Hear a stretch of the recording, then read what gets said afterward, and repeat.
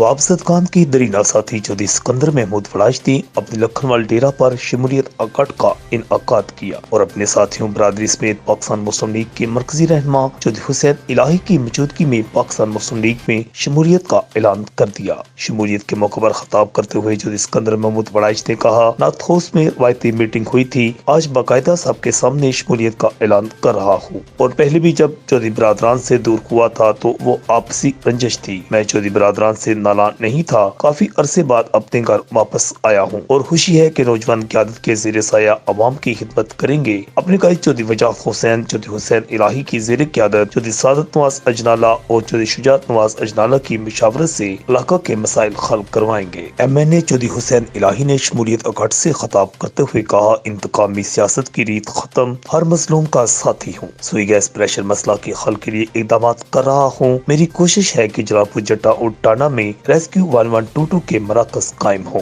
لکھنول سمیت حلقہ بھر میں کسی کو منشیات فروشی کا دھندا نہیں کرنے دیں گے، نئی نسل کو زیور تعلیم سے آراستہ کریں گے۔ رپورٹ اکاش، نیازی، العدنان نیوز۔